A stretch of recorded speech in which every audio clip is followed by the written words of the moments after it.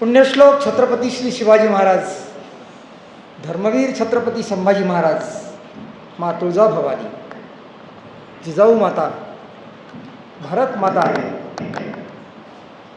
या सर्वांना वंदन करून उपस्थित सर्व शिवभक्त, धर्मवीर छत्रपती संभाजी महाराज भक्त, माता भगिनी आणि बंधूंनो, ही पुण्यनगरी आहे. खऱ्या अर्थाने पुण्यश्लोक छत्रपती श्री शिवाजी महाराजांना घडवणारी अत्यंत दिव्य पुण्य पावन भूमी म्हणून ही पुण्यनगरी आहे. आणि त्यामुळे इथला सगळा परिसर, इथला सगळा अणू रेणू हा त्यांच्या भक्तिभावनेने भरलेला असा आहे. जसं एका गीतामध्ये म्हटलंय, चंदन है इस देश की माटी, तपोभूमि हर ग्राम है, हर बाला देवी की प्रतिमा, बच्चा बच्चा राम है. या पुण्यनगरीमधलं जे कार्य झालेलं आहे ते सुद्धा असंच चैतन्यमयी, तेजोमयी, पुण्य पावन, आणि म्हणून यहाँ का कंकर कंकर शंकर है असं म्हटलं तर ते खरं ठरणार अशा प्रकारचे. इथं गुरुजी अनेक वेळेला, म्हणजे विद्यार्थी दशेत सुद्धा पुण्यनगरीतच होते. आणि त्यांनी मनोमन ठरवलं, आपल्याला काम करायचंय, इथल्या समाजासाठी करायचंय, काम करायचंय हिंदुत्वासाठी, काम करायचंय मायभूमीचं पान फेडण्यासाठी. पुण्यश्लोक छत्रपती श्री शिवाजी महाराज आणि धर्मवीर छत्रपती श्री संभाजी महाराज हे सर्वांच्या अंतःकरणात पेरण्याचं काम मला करायचंय. ते MSc झालेले होते आणि विद्यार्थी अन्य महाविद्यालयात असलेले सुद्धा त्यांचं वक्तव्य ऐकण्यासाठी किंवा त्यांचं व्याख्यान ऐकण्यासाठी आतुर होऊन आपल्या महाविद्यालयातून तिथे यायचे. त्यांच्या सहवासात जे जे येतील ते पूर्णपणाने राष्ट्रभक्तीने आणि धर्मभक्तीने भारून जायचे. आणि ज्या क्षणी विद्या दान करण्याचं काम झालं, घरची जी जबाबदारी होती, आई वडिलांची, आणखीन आपल्या भावंडांच्या शिक्षणाची, तर त्यांचे बंधू अभियंता झाले. आणि त्या क्षणी हे आमचं त्यागपत्र, आणि त्या क्षणी महाविद्यालयातल्या प्राध्यापक पदाचा राजीनामा देऊन तू संग संग जप मंत्र निजांतरात, आणि ते संघ कार्याला त्यांनी वाहून घेतलं. ते प्रचारक म्हणून निघाले. धाराशिव जिल्ह्यात प्रचारक म्हणून गेले. धाराशिव तिथं तुळजापूर आहे. तुळजा भवानीच्या भक्ती भवानी, छत्रपती शिवाजी महाराजांना जसं त्या भवानीनी फार मोठा दिव्य आशीर्वाद दिला, हिंदवी स्वराज्य साकारलं, तसं गुरुजींना सुद्धा तुळजा भवानीनी भरभरून आशीर्वाद दिले. आणि मग घरंघर व्यक्ती आणि व्यक्ती आणि तिथला कण कण चैतन्यमय करण्याचं काम त्यांनी त्या रूपाने केलं. एक तप धाराशिव जिल्हा या परिसरात ते काम करीत होते. त्यानंतर त्यांची नियुक्ती झाली सांगली जिल्ह्यामध्ये झाली. आणि सांगली जिल्ह्यामध्ये सुद्धा जवळजवळ 13 वर्ष ते संघकार्याने लोकांची अंतःकरणं पूर्णपणाने भरून टाकण्याचं काम ते करीत होते. त्याच्यात थांबणं माहित नाही, थकणं माहिती नाही, विश्रांती घेणं माहिती नाही. मना चंदनाचे परित्वाज जावे, परी अंतरी सज्जना निवावे. हे चंदनाचं रूप धारण करून ते झिजत राहिले आणि सगळ्यांच्या अंतर्यामी राष्ट्रभक्ती आणि धर्मभक्ती प्रेरक राहिले. सांगली जिल्ह्यातलं असं एकही गाव नाही की जिथे गुरुजी गेले नाही. असं एकही घर नाही की त्या घरापर्यंत गुरुजींचं तिथे त्यांचे पाय लागले नाहीत असं नाही. आणि त्याचे परिणाम अनेक तरुणांच्या अंतःकरणात राष्ट्रास्तव जे झिजले कणकण तेच खरोखर विजयी जीवन. ही धारणा राष्ट्र कार्यासाठी झिजण्याची त्यांनी झुऱ्यांच्या अंतःकरणात केली. गुरुजींचं वास्तव्य, गुरुजींचा सहवास, गुरुजींचं मार्गदर्शन, त्यांचं बोलणं हीच मुळी अमृतवाणी. ते कार्य शाश्वत स्वरूपाचं. आपली जीवन कृतार्थ करण्यासाठी कोणत्या मार्गाने जावं त्याचा मार्ग दाखवणारा एक अत्यंत दीपस्थ असे गुरुजी. त्यांच्या चित्तात खूप आणि मग सारखं मनात चिंतन करायचं की काय केलं असता समाजाला आपण राष्ट्राच्या उभारणी करता वेगाने आपण त्यांना उद्युक्त करू शकतो. आणि मग अगदी आणीबाणीच्या काळात सुद्धा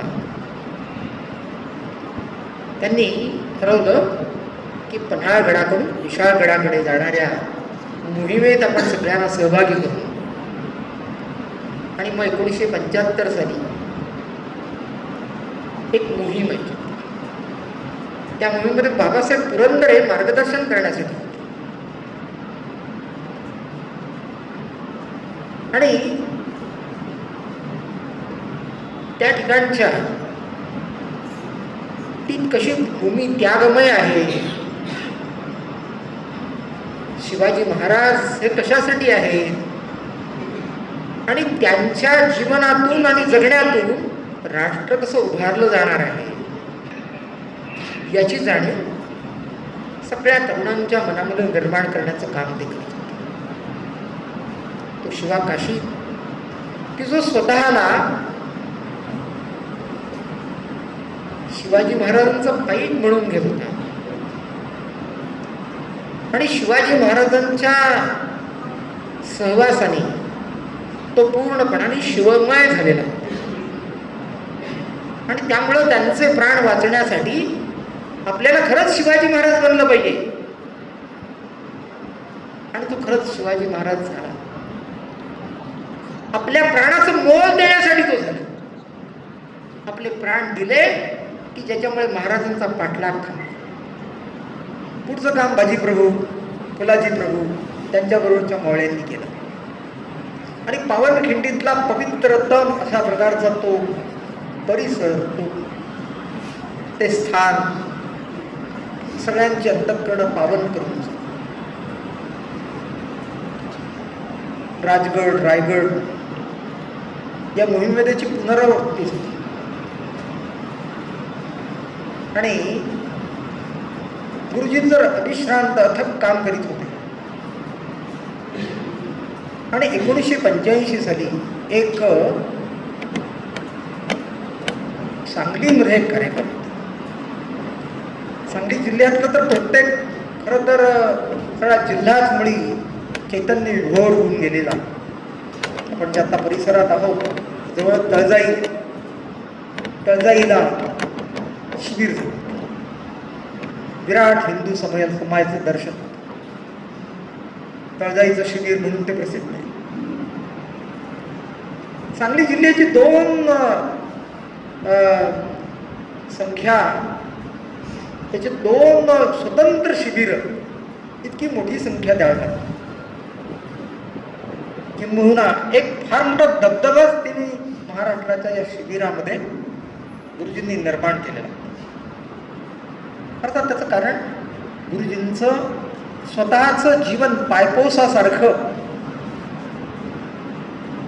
असं पूर्णपणाने त्यागून समर्पण करून टाकलेलं. आणीबाणीच्या काळात जसे सांगली जिल्हा होते तसे जिथे जिथे कमी तिथे तिथे आम्ही म्हणून गुरुजी धावून जायचे. मग रत्नागिरी जिल्ह्यात शिवसंदेश पत्रिका पोचवायची. तिथल्या घरोघरी गेले, तिथे जागृत काम वाढत होतं आणि सांगली जिल्हा सगळ्या महाराष्ट्रात अग्रभागी होता. असं केरळमधलं काम की देशातलं सर्वात प्रेरणादायी काम, तसं आपल्या सांगली जिल्ह्यातलं काम व्हायला पाहिजे.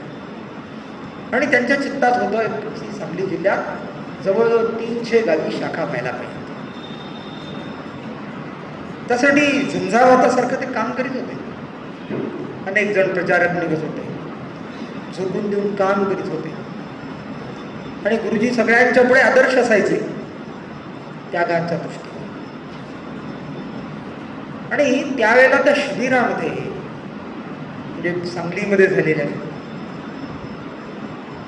अखिल भारतीय शारीरिक शिक्षण प्रमुख सुदर्शनजी आले होते. गुरुजींच्या चित्तात खूप ध्यास होता की आपण सांगली जिल्ह्यात अजून 1-2 वर्ष आपल्याला मिळाली. परंतु ती 2 वर्ष मिळाली नाही. आणि त्यावेळेला हजारो जणांच्या सभेत सुदर्शनजींनी तिथल्या प्रांत संघचालकांचं पत्र दिलं आणि सांगितलं की उद्यापासून गुरुजी हे सांगली जिल्ह्यात असणार नाही, ते मुंबईला जात आहे. आणि तिथलं त्यावेळेचं वातावरण पूर्णपणाने सगळ्या उपसाबक्षी रडायला लागले. गुरुजी आणि आम्हाला मार्गदर्शन करणारा तर आमचा गुरु नाही ही कल्पनाच कोणी सहन होत नव्हती. आणि त्यामुळे सगळे उपसाबक्षी रडत होते. गुरुजींना तो एक फार मोठा धक्का होता. किंबहुना त्यांना तर असं आपलं नाही जे संघमय जीवन आपलं होतं, ज्यासाठी आपण जगणार आहोत असं त्यांनी मनोमन ठरवलं होतं, त्यालाच तो फार मोठा धक्का होता. आणि गुरुजींनी पूर्णपणे मौन पाळलं आणि ते अज्ञातवासात गेले. कुठे काय त्या सगळ्या मौन कालावधीमध्ये त्यांनी तोंडात पाणी घेतलं नाही, अन्न घेतलं नाही. चिंताक्रांत शोकमय असलेले. प्रयत्न खूप झाले की त्यांना पुन्हा सांगलीमध्ये त्यांना, कारण ते मुंबईत रमणारे नव्हते, ते खेड्यापाड्यातल्या सामान्यातल्या सामान्य व्यक्तीशी एकरूप होणारे होते. ते शहरात कुठे रमली आणि म्हणून ते तिकडे गेले नव्हते. प्रयत्न झाला पण यश नाही मिळालं. आणि गुरुजी दुःखी कष्टी अंतःकरणाने विचार करू लागले. आणि त्यातून या श्री शिवप्रतिष्ठान या संस्थेचा जन्म झाला 1985 साली. आणि एक वेगळ्या भूमिकेने गुरुजींचं जगणं हे सुरू झालं. अर्थात हे तर माहितीच होतं, गुरुजींनी ठरवलेलंच होतं आपलं जीवन मायभूमीचं पान फेडण्यासाठी आहे. आणि त्यांनी 2 गोष्टी मनाशी मनोमन निर्धार केला. सगळ्यांची अंतःकरणं प्रज्वलित करायची असतील तर बीजमंत्र पुण्यश्लोक छत्रपती श्री शिवाजी महाराज आणि धर्मवीर छत्रपती श्री संभाजी महाराज हा बीजमंत्र सर्वांच्या अंतःकरणात पेरायचा आहे. त्यांनी मनोमन ठरवलं. आणि हे श्री शिवप्रतिष्ठानचं काम हे सुरू झालं. ठरवणं फार सोपं असतं, त्याप्रमाणे पावलं टाकणं, जगणं फार फार अशक्य. अगदी अशक्य कोटीचं ते काम करण्याचं काम करणारी व्यक्ती म्हणजे गुरुजी. म्हणजे चालतं बोलतं दैवत्व कुठे, चालता बोलता परमेश्वर कुठे, मायभूमीचं पान फेडणारा चालता बोलता कर्तृत्व संपन्न असा मायभूमीचा सुपुत्र कुठे, तो गुरुजींच्या रूपाने. आणि त्यामुळं त्यांनी ज्या ज्या गोष्टींचं चिंतन केलं, ज्या ज्या गोष्टी त्यांच्या अंतःकरणात रुजल्या आणि त्या सगळीकडे प्रकट झाल्या, त्या समाजाने स्वीकारल्या आणि मग विविध प्रकारच्या उपक्रमांची एक मालिका ही समाजापुढे आली. सगळ्यात महत्त्वाची गोष्ट अशी की रायगड ही आम्हा सर्वांची प्रेरणा देणारी, खऱ्या अर्थाने ही जी 12 ज्योतिर्लिंग आहेत तीही वाचवणारी, असं हे 13वं ज्योतिर्लिंग म्हणजे रायगड असं गुरुजी म्हणायचं. त्या रायगडावर त्या समाधीची नित्य पूजा व्हायला हवी हे मनोमन ठरवलं. ठरवणं फार सोपं आहे. किती त्यांना किती अवघड असेल. जसं एखाद्याने ठरवावं की मला हिमालयाच्या उत्तुंग अशा एव्हरेस्ट शिखरावर मला जायचं, ते किती अशक्य कोटीची गोष्ट. किंवा खूप खोल समुद्रात जाऊन तिथली रत्न माणकं काढणं अवघड असतं. त्याच्यापेक्षा अवघड गोष्ट म्हणजे आहे नित्य पूजा रायगडावरच्या समाधीची व्हायला पाहिजे. आणि त्याचबरोबर रायगडावरती जी पवित्र धारा आहे, धारात तिथं मग ते जगदीश्वराचं मंदिर असेल, तर त्या ठिकाणची शिवाई असेल, जिजाऊ माँसाहेबांची समाधी असेल, अशी ती सगळी पवित्र स्थानं जी आहेत त्यांची सुद्धा नित्य पूजा. आणि मग त्याला रायगड व्रत असं नाव दिलं. आणि ते व्रत जे आहे ते स्वीकारण्यासाठी सांगलीमधल्या वीरांना त्यांनी उद्युक्त केलं. घराघरांना या संबंधी प्रेरित केलं आणि निरंतर ते काम चालत. दुसरी महत्वाची गोष्ट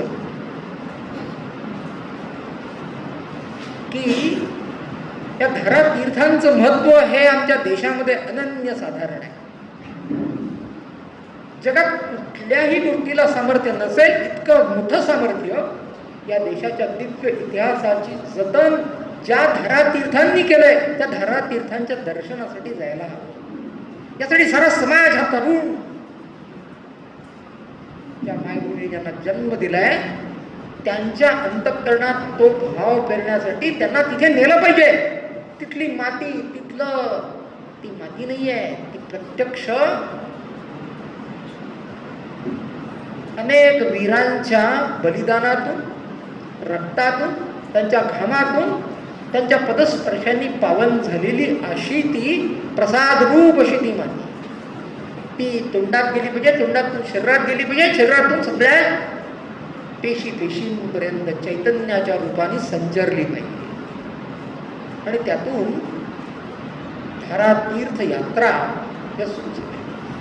गडकोट किल्ल्यांची मोहीम सुरू झाली आणि नित्य नेमाने प्रतिवर्षी ही धारा तीर्थ यात्रा सुरू झाली. धारा तीर्थ यात्रा म्हणजे काय, किती अवघड गोष्ट आहे. किंवा आपल्या देशामध्ये काय किंवा जगाच्या पाठीवर कोणीच विचार खूप केला असेल. कृतीत आणणारा एक आणि एकमेव खऱ्या अर्थाने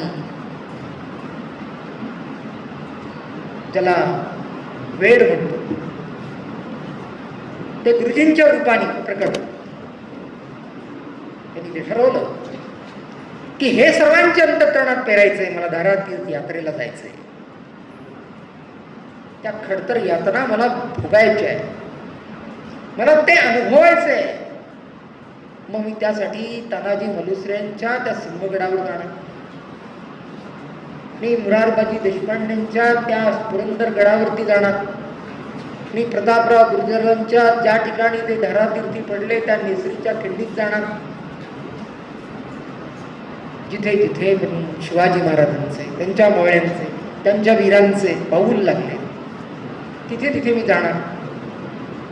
आणि मग हा भाव सगळ्यांच्या मध्ये बिंबवण्याकरिता अनेकांना उद्युक्त. अर्थात गुरुजींची वाणी म्हणजे अमृतवाणी, आणि त्यामुळे त्याचे परिणाम असे होते की आपण केव्हा एकदा जाऊ आणि केव्हा नाही. परंतु गुरुजी हे फार विचार करणार, सगळेच येतील, पण ते नुसतं काही चंगीभंगी लोकांचं जाणं नाही आहे, ते आहे प्रत्यक्ष खडतर. असं थरातीर्थ यात्रेमध्ये ज्यांनी आपल्या रक्तांच्या धारांनी ते पावन केलंय, त्यांचा त्याग, त्यांचं तेज आमच्यात आलं पाहिजे. व्यायाम करा, नक्षकांत घामाच्या धारांनी तुम्ही धावून निघाला पाहिजे, धावलं पाहिजे, सूर्यनमस्कार घातले पाहिजे, जोर काढले पाहिजे, बैठक काढली पाहिजे, एक नाही, दोन नाही. या धरा तीर्थ यात्रेसाठी आपण जाणार, हे 2 महिने, या 2 महिन्यात कसून व्यायाम करायचा. मग त्यासाठी सूर्यनमस्काराची 13-7 सत्र व्हायला पाहिजे, 100 बैठक काढली पाहिजे, हात टेकल्यानंतर 100 जोर काढल्यानंतरच थांबायचे आणि पळलं 2-2 किलोमीटर चढ उतार केला, आणि त्यातून घरातील यात्रा सुरू. असं लक्षात आलं की शिवाजी महाराज कसे होते, ते पराक्रमी जरूर होते, पण त्यांच्या पाठीशी आशीर्वाद कोणाचे होते? संत महंतांचे होते. मग संत महंतांची भक्तिगंगा आणि वीरांची जी भक्तिगंगा आणि शक्तिगंगा यांचा संगम झाला पाहिजे. आणि मग ज्येष्ठ गद्य नवमीला जेव्हा त्या आळंदीहून निघणाऱ्या ज्ञानेश्वर माऊलींची पालखी, आणखीन देहूहून तुकाराम महाराजांची पालखी येते, लक्षावधी वारकरी आपलं सगळं देहभान सारं विसरून त्या भक्तिगंगेत न्हावून निघालेले असतात. त्यांचे आशीर्वाद घेण्यासाठी आपल्या ह्या सगळ्या वीर बांधवांनाही घेऊन जायला पाहिजे. शक्तिगंगा भक्तिगंगा संगम असा उपक्रम सुरू झाला. ज्येष्ठवद्य नवमीला जायचं, त्यानंतर ती पालखी सोहळ्याचं दर्शन घ्यायचं, तिथं काही मार्गदर्शन संभाजी महाराजांच्या त्या शंभू तीर्थावर घ्यायचं, आणि नंतर मग त्यातनं प्रेरणा घेऊन पुन्हा आपापल्या ठिकाणी जायचं. आणि नंतर फाल्गुन महिना,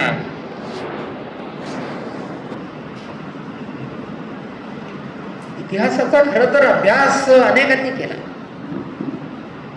परंतु समाजाला बरोबर योग्य दिशेला घेऊन जाण्याचं काम गुरुजींनी केलं. आणि मग त्यांच्या लक्षात आलं की संभाजी महाराजांचं दिव्य जीवन, की ज्या दिव्य जीवनावरती 300 वर्ष फार मोठा आघात झाला, एका दिव्य चरित्राचं चारित्र्य मनन केलं गेलं, परंतु तो प्रेरणापुंज आहे. ते एका दृष्टीने ते 14वं ज्योतिर्लिंग आहे, इतकं तेजोमय आहे. ते आम्ही लोकांच्या अंतःकरणात पेरण्याकरिता म्हणून पूर्णपणाने पूर्ण मास, बलिदान मास म्हणून पाळला गेला पाहिजे. ते दिव्य जीवन की ज्या जीवनाने आपल्या जीवनाच्या केवळ 9 वर्षाच्या कालावधीमध्ये हिंदवी स्वराज्य वर्धिष्णू केलंच,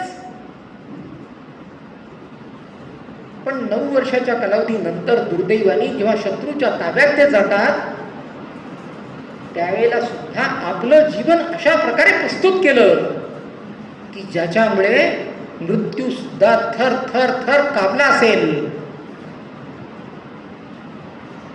जो औरंगजेब या देशाचं पूर्णपणे वाटोळं करून या देशाचं इस्लाम करण्यासाठी लागला होता, त्याची ती सगळी स्वप्न धुळीला मिळवण्याचं काम आणि मायभूमीचं तारण करण्याचं काम ज्या दिव्य धर्मवीर छत्रपतींनी केलं, तो सर्वांच्या अंतःकरणात पेरण्याचं काम आपल्या संभाजी सूर्य हृदयच्या श्लोकांनी केलं. आणि जो बलिदान मास आहे त्या बलिदान मासातल्या पूर्णपणे दिवस रात्र या कालखंडाने गेला. आणि बलिदान मास त्यांनी ही धारणा निर्माण केली की पुण्यश्लोक छत्रपती श्री शिवाजी महाराजांनी मातृभूमीसाठी कसं जगायचं याचा उत्तुंग आदर्श निर्माण करून ठेवलाय. तसं त्यांच्या सुपुत्रांनी हिंदवी स्वराज्याच्या दुसऱ्या छत्रपतींनी प्रसन्न आल्यानंतर मृत्यू सुद्धा कसा स्वीकारावा आणि आपल्या मृत्यूतूनही आपल्या रक्ताच्या कणाकणातून थेंबातून सर्वांच्या अंतःकरणात कसं चैतन्य फेरायचं हे काम त्यांनी शिकवलं. तो संभाजी महाराजांचा दिव्य जीवनादर्श सर्वांच्या अंतर्यामी केला. आणि त्याचा परिणाम आपण बघतो की बलिदान मासाने एक विलक्षण अशा प्रकारचं सामर्थ्य महाराष्ट्राच्या भूमीत निर्माण केलंय.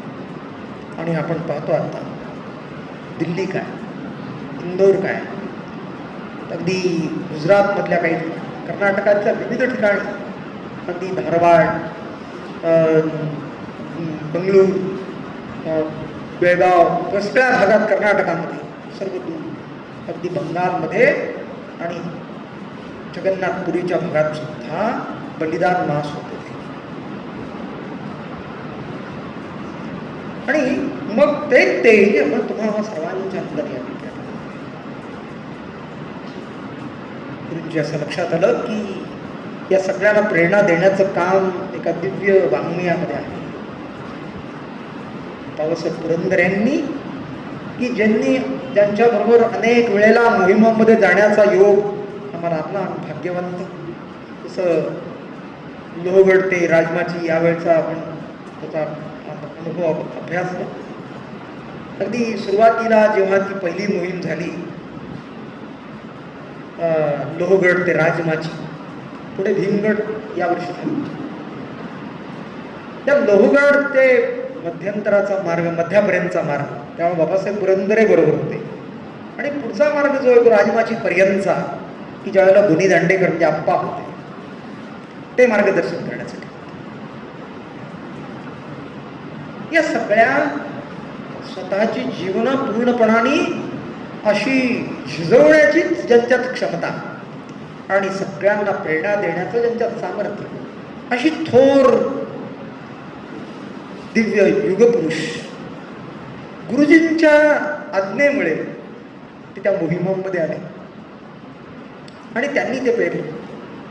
तर त्या बाबासाहेब पुरंदर यांचं जे शिवचरित्र आहे ते घरोघरी गेलं पाहिजे.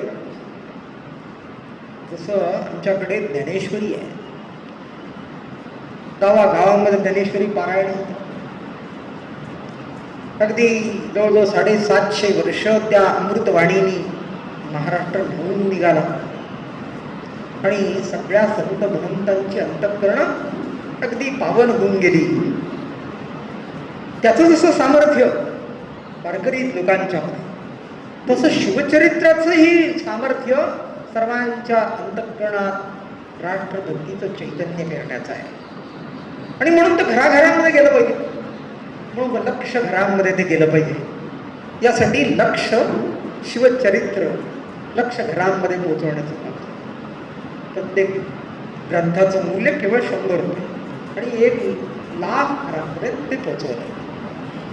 आणि आजही तो आग्रह चालू आहे. आता ते गुरुजी म्हणतात हे 25 लाख प्रती काढायचे, देशाच्या कानाकोपऱ्यात गेलं पाहिजे. हे शिवचरित्र म्हणजे असं रामचरित्र या देशाला पूर्णपणाने पावन करून टाकतं. श्रीकृष्णाची भगवद्गीता आणि श्रीकृष्णाचं जीवन सगळ्यांना एक प्रेरणा देतं. तसं शिवचरित्र सुद्धा सर्वांना शास्त्र तेजांनी परिप्लुत करण्याचं सामर्थ्य या ग्रंथात आहे. ते सगळीकडे जायला त्या भाषेत गेलं पाहिजे. आणि तो इतिहास म्हणून तुम्हाला सगळ्यांचा प्रेरणा स्रोत राहिला पाहिजे, म्हणून तो धडपडताय. आपण पाहतो की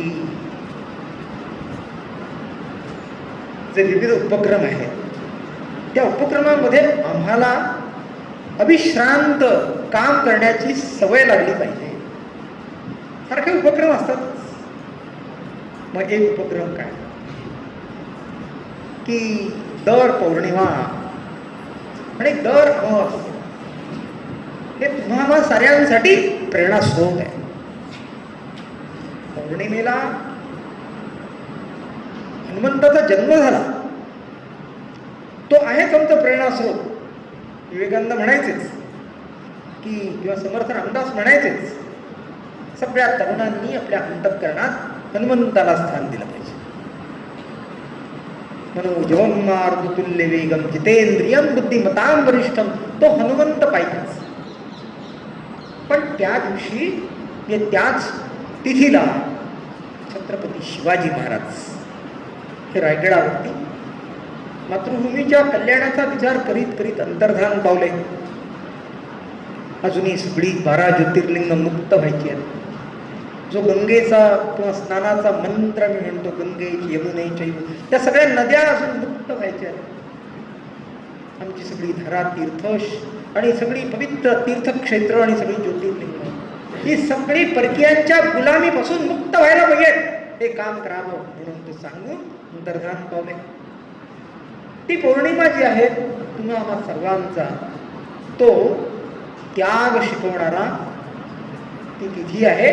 त्या दिवशी उपवास आणि धर्मवीर छत्रपती संभाजी महाराज आपलं जीवन यात्रा संपवली ती फाल्गुन वद्य अमावस्या. म्हणून प्रत्येक फाल्गुन म्हणून प्रत्येक अमावस्या हा आमच्या दृष्टीने चैतन्य पेरणारा दिवस म्हणून उपवास. सकाळी उठल्यानंतर आमचा प्रारंभ व्हायला पाहिजे तो प्रेरणा मंत्राने. आम्ही जेव्हा धरती मातेवरती आम्ही देह ठेवणार म्हणजे झोपणार आम्ही, तर त्यावेळेला तो पण मंत्र म्हणणार, तो ध्येयमंत्र म्हणणार. आणि मधल्या दरम्यान आमचं जीवन सगळं जे आहे ते पूर्णपणे याच विचारधारेने युक्त असलं पाहिजे. आणि गुरुजींनी मनात संकल्पना केली, शिवचरित्रातला सगळ्यात तेजस्वी किंबहुना आमच्या भारतीय साऱ्या इतिहासामधला सर्वात तेजस्वी दिवस कोणता? सुवर्णाक्षरे नाही, सोन्यालाही सुगंध यावा असा दिवस कोणता? तर तो शिवराज्याभिषेक, हिंदवी स्वातंत्र्य दिन असतो, ज्येष्ठ शुद्ध त्रयोदशी. ती ज्येष्ठ शुद्ध त्रयोदशी हा आमच्या देशाचा अत्यंत प्रेरणा देणारा खऱ्या अर्थाने स्वातंत्र्य दिन तो साजरा व्हायला. आणि म्हणून स्वातंत्र्याची दीक्षा, स्वातंत्र्याचं प्रेम आणि त्या भगव्या ध्वजा संबंधी आपल्या अंतःकरणात त्याग, भक्तिभावना, पावित्र्य या गुणांचं सगळं बीजारोपण करता येईल असं. आणि म्हणून रायगडावर त्या सुवर्ण सिंहासनाचा ध्यास देऊन ते काम केलं. आणि मग गुरुजींच्या मनात आणखीन एक संकल्पना आली, हा सुवर्ण सिंहासन उभं राहिलं. पण सुवर्ण सिंहासन उभं राहिल्यानंतर त्याचं रक्षण.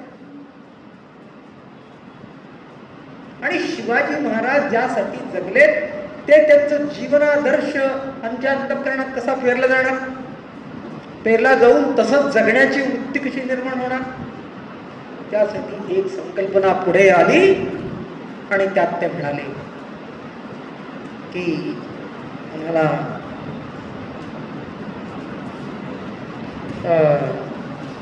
रायगडावरती प्रत्येकाला व्रत म्हणून रायगडाकडे जाण्याची प्रेरणा मिळते.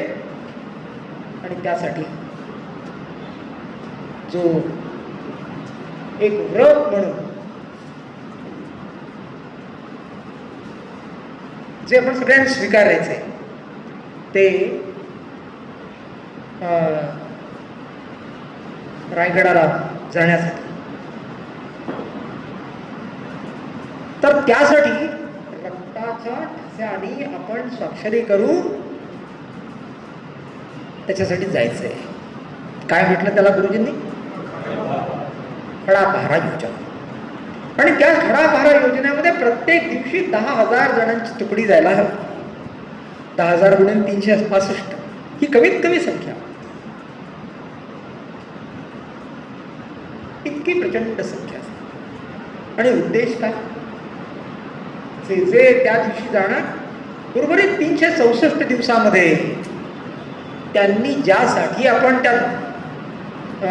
त्यासाठी गेलो तेच संस्कार घेऊन 364 दिवसात आपल्याला मायभूमीचं पान फेडण्यासाठी व्रतस्थ राहून काम करायचंय. मग आम्हाला माय बहिणीचं रक्षण करायचंय.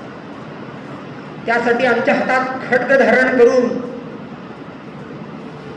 शिवाजी महाराजांसारखं तेजस्वी रांझ्याचा पाटला जसा चौरंग करून असा तेजस्वी तरुण त्याच्यात प्रकट व्हायला पाहिजे. आमच्या देशात राहून आमच्या देशाची वैर करण्याची खांडोळी उडवता आली पाहिजे. आम्हाला खऱ्या अर्थाने चारित्र्य संपन्न अशी मायभूमी घडवता आली पाहिजे. सगळ्या दुष्टांचं निर्दालन करण्याचं सामर्थ्य आमच्यात आलं पाहिजे. हे सगळं घडण्याचं सामर्थ्य ही शिकवण देणारी ती सगळी ती जागा.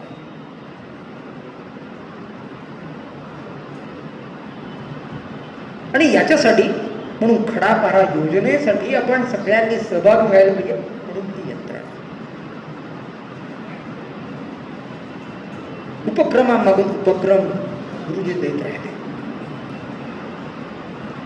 गुरुजींनी यासाठी अनेक गोष्टींची योजना केली. जसं एक गुरुजींनी एक कल्पना पुढे मांडली, जिथे गाव तिथे सूर्यग्रोत तिथं भगवा ध्वज असला पाहिजे. हिंदवी स्वराज्याचा तो दिव्य राष्ट्रध्वज आहे. राष्ट्राचं अति प्राचीन काळापासूनच दिव्य ज्याला अंतःकरणातच केवळ स्थान असू शकतं असा तो आमचा राष्ट्रध्वज आहे. त्यातून साऱ्या देशाचा दिव्य इतिहास त्यातनं व्यक्त होत असतो, जाणवतो.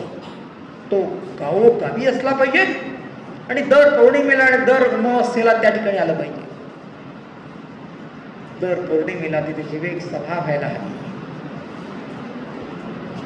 गुरुजींनी विचार केला, पण नुसता विचार करण्यापुरतं मर्यादित नाही, त्याला कृती रूप व प्रत्यक्ष रूप आणण्याचं कामही गुरुजींनी केलं. आणि त्यांनी ज्या पद्धतीने ते जागोजागी रुजवलं ना ते आश्चर्य. आणि आपण सगळेजण पायिक आहोत. आपण किती भाग्यवंत की गुरुजींचा सहवास आपल्याला लागतोय. गुरुजींची वाणी आपल्याला ऐकायला मिळते. गुरुजींनी दिलेला मार्ग, त्या मार्गावरून आपण चालण्याचं भाग्य आपल्याला लावते. ते भाग्य करता करताना यमयातनाही भोगावे लागतात, पण तरी सुद्धा त्या आनंदाने भोगण्याचं काम आपण किती आनंदाने त्या मोहिमेत करतो. ठरवतो आता इथून पुढे नाही बाबा या सगळ्या असल्या खडतर मार्गाने यायचं. मोहीम संपते तेव्हा म्हणतात कधी आयुष्यात चुकवणार नाही. एक मोहीम सुद्धा मी चुकवणार नाही. पण त्याचं सामर्थ्यच वेगळं, हे विलक्षणच. ह्या सगळ्या प्रकारच्या गोष्टींची अनुभूती आपल्याला ज्यांनी दिली ते काम आपल्या सगळ्यांनी केलं पाहिजे. कसं करायचं? सगळ्यात महत्वाची गोष्ट, हा देह आपल्याला कशासाठी दिलाय परमेश्वराने? जगू पांग फेडावया मायभूचे आम्ही मार्ग चालू जाऊ सुद्धाच. मायभूमीचं पान फेडण्याचं अत्यंत, अरे त्याच्यासारखं पवित्र पावन काम नाही, त्याच्यासारखं उदार जीवन नाही. मग जगूया आपण कसं जगायचं?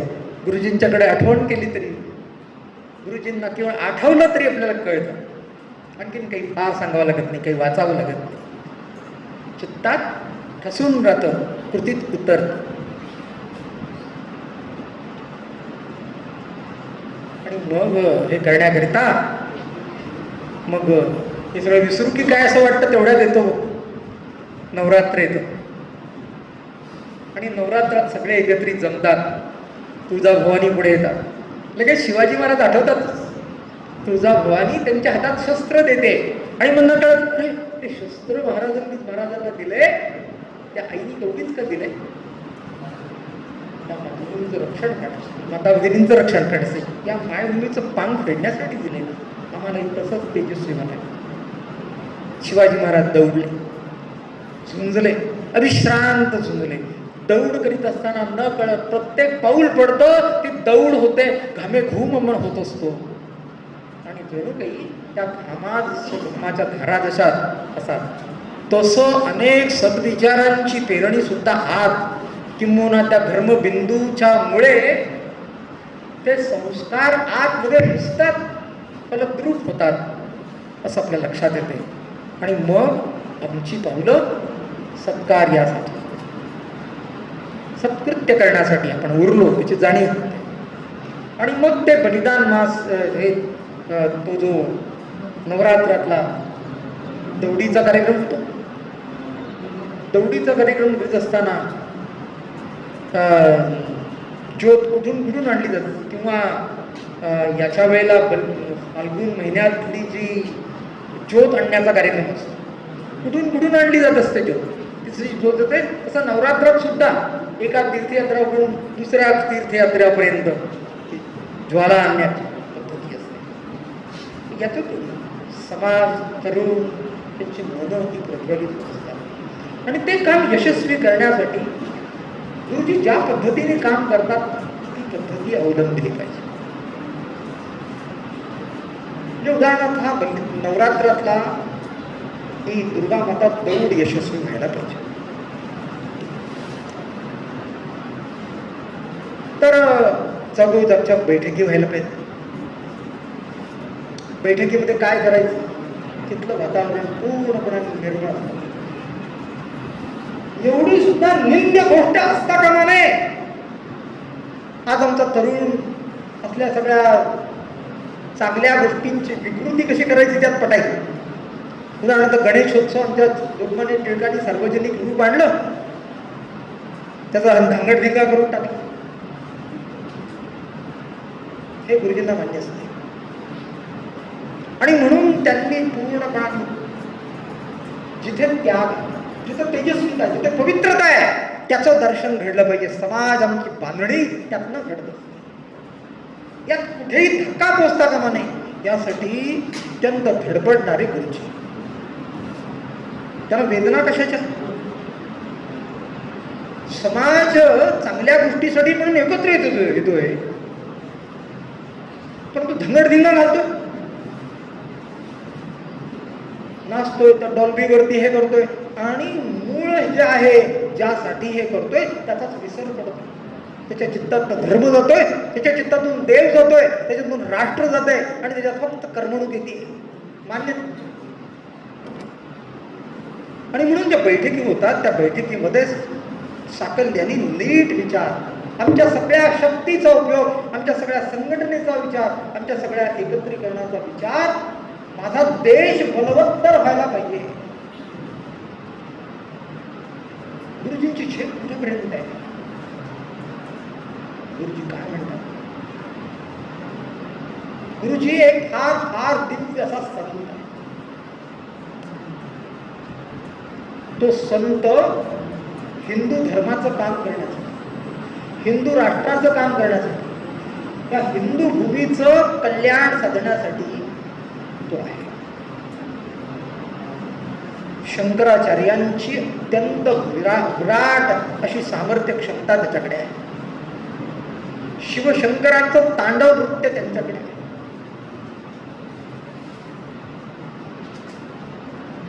सगळ्या दिव्यतम गोष्टी त्यांच्याकडे. पुण्यश्लोक छत्रपती शिवाजी महाराजांचं तेज त्यांच्याकडे आहे. धर्मवीर छत्रपती संभाजी महाराजांची जाज्वल्य धर्मनिष्ठा तिथं आहे. ते सांगतात अनेक गोष्टी अशा करा, आणि स्वतः त्यासाठी किती धडपडतात. म्हणजे त्याला विश्रांती नावाचा प्रकार लागते. विश्रांती खरं तर गुरुजी म्हणतात रात्र होते, सगळे झोपतात, म्हणून मला नाईलाज म्हणून झोपावं लागते. म्हणजे रात्र जर नसतेच ना तर गुरुजी 24 तास म्हणजे 24 तास काम केलं. म्हणाले असते 24 तासच कसे दिले परमेश्वरा माझ्यासाठी, आणखी एक 25वा तास दे की. असे विश्रांत काम करणारे गुरुजी. परवा गेलो होतो मी, ते सांगली इचलकरंजीला आले होते. आणि इचलकरंजी आले, तिथले निमंत्रण होतं म्हणून आले. मला तातडीत जायचं. मला 3 बैठक घ्या. सांगलीहून इचलकरंजीला आले, इचलकरंजीहून जतला गेले, जतहून कोठे मंकाळ आले, कोठे मंकाळहून मिरजेला आले, मिरजेतून नंतर सांगलीत आले. नुसते का आले असतील? त्या ठिकाणच्या बैठकी घेऊन तिथल्या सगळ्या तरुणांच्या अंतःकरणात चैतन्य पेरून मग पुढे प्रसंग नांदेड जिल्ह्यात 4 ठिकाणच्या 4 महत्वाच्या यात्रा.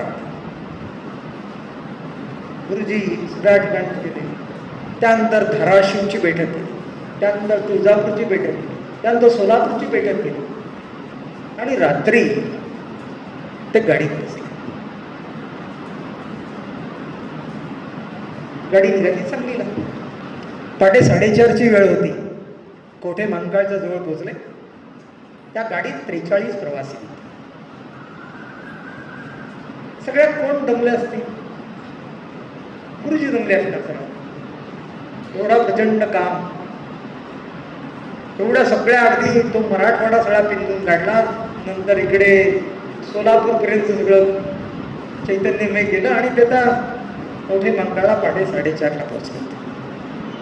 पण त्या गाडीत तो जो वाहक होता तो सुद्धा गाढ झोपलेला. त्या 2 जण जागृत होते. एक होते गुरुजी आणि दुसरे होते तो वाहन चालवणारा तो चालक. गुरुजी त्याच्या जवळ गेले आणि त्यांच्या लक्षात आलं की याला त्रास होतो. त्याला सांगितलं की गाडी कडेला घेऊन गाडी थांबव. गाडी तरी थांबवली कडेला घेऊन आणि त्याला एकदम अटॅक आला. त्याला अर्धांगाचा झटका आलेला होता आणि तो पूर्णपणे बेशुद्ध पडलेला. आपण कल्पना करा, या प्रसंग डोळ्यापुढे आणा म्हणजे तुमच्या लक्षात की सगळ्यात जास्त दमलेले गुरुजी आहेत. रात्री 4:30ची वेळ आहे आणि गुरुजी जागे आहेत.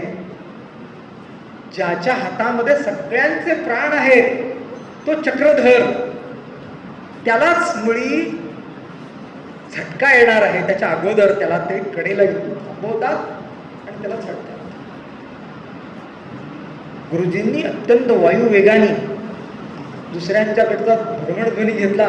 भर भर भर दूरध्वनी घेतले केले. ते सगळं कोरलेलं सगळं. आणि त्यामुळे सगळ्या डॉक्टर असतील अन्य अधिक सगळे आपले कोठे मंकाळ तालुक्यातले सगळे धारकरी सगळ्या तेवढ्यात सांगलीहून गाडी आली दुसरी. आपल्या धारकऱ्यांनी हे कोठे मंकाळच्या लोकांनी, गुरुजी गाडी तुमच्यासाठी आणले, तुम्ही सांगलीला लवकर जा. मग नाही, हे सगळे 43 प्रवासी कोणाचे? ते माझे. खरं तर या सगळ्यांचे प्राण त्यांनी वाचवले होते. आणि त्याचा विचार करतात हे सगळे सुखरूपपणाने आपल्या घरी पोहोचले पाहिजेत. हा जो चालक आहे की ज्याला बेशुद्ध पडलाय त्याच्यावर उपचार होऊन तो वाचला पाहिजे. मग सांगलीहून दुसरा वाहक जेव्हा आला तेव्हा ती एसटी चालू झाली आणि मग गुरुजी पोहोचले. हे सांगायचं कारण असं की गुरुजी हा एक अलौकिक योगी आहे. त्या भगवद्गीतेत वर्णन केलं. सर्व विश्व जेव्हा गाढ झोपलेलं असते तेव्हा तो जागा असतो. त्या कुटीचा आमचा हा गुरु आहे आणि म्हणून त्यांचा प्रत्येक शब्द तोला मोलाचा आहे आणि म्हणून त्यांच्या पावलावर पाऊल टाकून आपण जायला. आणखी काय यासाठी कुठला उपदेश पाहिजे? एवढं मूर्तिमंत दिव्य जीवन, यासारखा अत्यंत दिव्य धडा नाही, दिव्य मार्गदर्शन करणारा सुविचार नाही, दुसरं व्याख्यान नाही, आणखीन काही नाही. हे दिव्य जीवनच दाखवायचं आपली पावलं योग्य दिशेने. आम्हाला काम काय केवळ पुण्यनगरीतच करायचंय काय? शिवाजी महाराजांनी केवळ पुण्यनगरीचं कल्याण नाही केलं, सगळ्या राष्ट्राचं केलं नाही, सगळ्या विश्वाचं कल्याण केलंय. शिवाजी महाराजांनी जर हे राष्ट्र वाचवलं नसतं तर काय झालं असतं? या जगाच्या पाठीवरती हिंदुस्थान राहिला नसता, हिंदू धर्म टिकला नसता, कुठलंही ज्योतिर्लिंग टिकलं नसतं, कोणतीही माय बहीण सुरक्षित राहिली नसती, कोणत्याही घरासमोर तुळशी वृंदावन राहिलं नसतं. ते केवळ पुण्यश्लोक छत्रपती शिवाजी महाराजांच्या मुळे. आणि त्यांचं दुसरं रूप म्हणजे आता गुरुजींच्या रूपात आपला पुढे वावरत आहे असं मला वाटतं. आणि म्हणून त्या मार्गाने आपल्याला जायला. आणि हे जे हिंदवी स्वराज्याचं व्रत आहे ते आपण निष्ठेने केलं पाहिजे, प्राणपणाने केलं पाहिजे. याच्यासारखा आनंद नाही. आपण सगळे अनुभवतो, आपण मोहिमेच्या सारखा इतकं खडतर जीवन जगून सुद्धा सगळ्यात आनंद कोण? मोहिमेत जे आले त्यातला प्रत्येक जण आला. त्याच्यासारखा आनंद कोणता? अरे तू काल तर बघितलं रडत होतास की आता कशाला आलो, हे सगळं टाकून देऊन पळून जाऊ असं वाटत, असं म्हणणार तू आज मोठा आनंदी कसा? मला चिर शाश्वत अशा प्रकारची शिदोरी मिळाली आहे असं प्रत्येकाच्या अंतर्गत. जसं त्या मोहिमेतला फार आनंद असतो. गुरुजींचं सारं जीवनच थोडी आपल्याला असा आनंद देणार आहे. आणि म्हणून त्या पावलावर पाऊल टाकून त्या मार्गाने आपल्याला जायला पाहिजे. आणि म्हणून आता इथे बोलणं आहे तर ते बोलणं कशामुळे? गुरुजींचीच प्रेरणा आहे. त्यामुळे काय जे येईल ते सुद्धा कदाचित त्याच्यात गुरुजींचा आशीर्वाद अथकपणाने काम. गुरुजी जसं अथकपणाने काम गुरुजी रात्री अपरात्री 2च्या दरम्यान घरी पोचतात. का पोचतात? कुठे असतील? त्यानंतर सातारा असतील तर पुन्हा ते म्हणतात किती वाजता? 12 वाजले. आता साताराहून सांगलीला जायला किती वाजतील? कदाचित 3 वाजता. 3 वाजता पोहोचणार, लगेच 4 वाजता उठणार, लगेच सगळ्यांच्या बरोबर व्यायाम करायला. हा आला नाही, तो आला नाही, त्याला जाताना 8-10 जणांना घेऊन व्यायाम करणार, ते विश्रांती. आठवत आहे की गुरुजी म्हणजे काय? गुरुजी म्हणजे साक्षात माऊलीचं रूप आहे. मोहिमेत बघायला झालं काय की जी मोहीम होती कुणकेश्वर ते विजय, ती आतापर्यंत झालेल्या मोहिमेतली एकमेव मोहीम ही समुद्र मार्गे झालेली आहे. समुद्राचं दर्शन आणि समुद्रातली हे पहिलं महादेवाचं मंदिर आणि नंतर विजयदुर्ग. तर गुरुजी आम्हाला ओलांडून पुढे गेले आणि आम्ही विजयदुर्गच्या जवळपास आम्ही गेलो आणि तिथे धावपळ दिसायला लागली. झालं होतं असं की गुरुजींना पाणी प्यायला सुद्धा आठवलं. पाणी सुद्धा प्यायल्याचं किंवा काय आठवलंच नाही. पाण्या वाचून सगळं चाललेलं होतं. कधी या टोकाला जायचं, दुसऱ्या क्षणी पुढच्या टोकाला जायचं. अरे त्यातून मागचं त्रेंगाव कसं चला मागे. म्हणजे आमची एक मोहीम त्यांच्या 2 मोहीम एवढं चाल त्यांची. असे गेलेले पुढे गेलेले आणि धावपळ करताना असं लक्षात होतं की गुरुजींना पूर्णपणे बेशुद्ध पडलं. त्यानंतर त्यांना एका रुग्णालयात नेलं. त्याची नाडी लागत नव्हती. ते डॉक्टर्स घाबरले. त्यांना माझ्याकडे उपचार होता. तिथून कळलं पुन्हा गुरुजीचं बेशुद्ध होतं. आणि नंतर एका तिथे पती दोघे डॉक्टर होते त्यांच्याकडे नेलं. त्यांनी पुन्हा सलाईन लावलं आणि ते पहिलं सलाईन दिल्यानंतर उठून बसले. तिथे कुठे आहे? गुरुजी म्हणाले तुम्ही आता अतिदक्षता विभागात आहे. तर मला जायचंय म्हणाले. हो आता 48 तास तुम्हाला अतिदक्षता विभागात राहिलं पाहिजे. ठीक आहे नाही, मला त्या सगळ्या रुग्णांच्या द्यायचं मला जायचं. माझं औषध काय असेल ते तिथं आहे. आणि उठले की ते पहिलं सलाईन दिल्यानंतर डॉक्टरांच्या समोर ते चालत गेले सुद्धा. आणि त्यानंतर पहाटे आम्ही सगळे उठलो. गुरुजी सगळ्यांच्या सगळे व्यायाम करतो. सूर्यनमस्काराला जो मोठा काढत एका मोहिमेचा प्रसंग आहे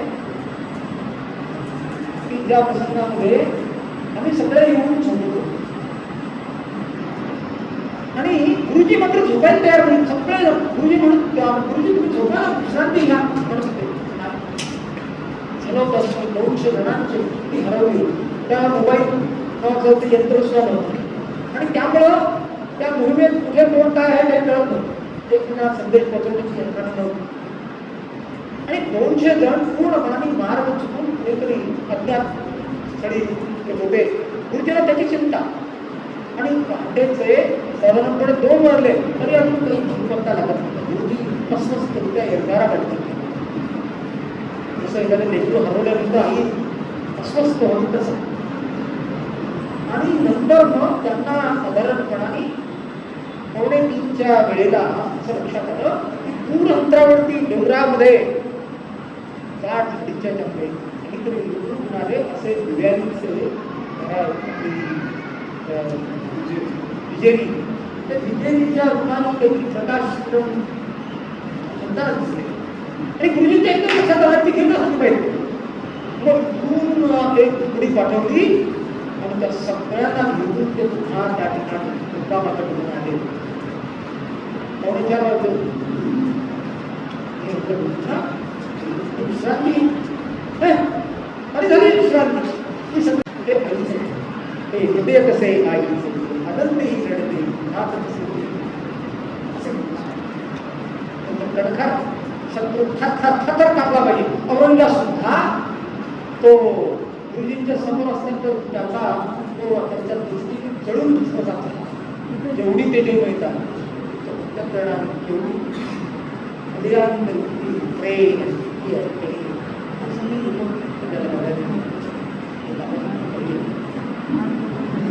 त्या नेमाने शिवचरित्राचं पाठ गुरुजी म्हणतात की शिवचरित्राचं काही वाचन केल्याशिवाय झोपू येतं.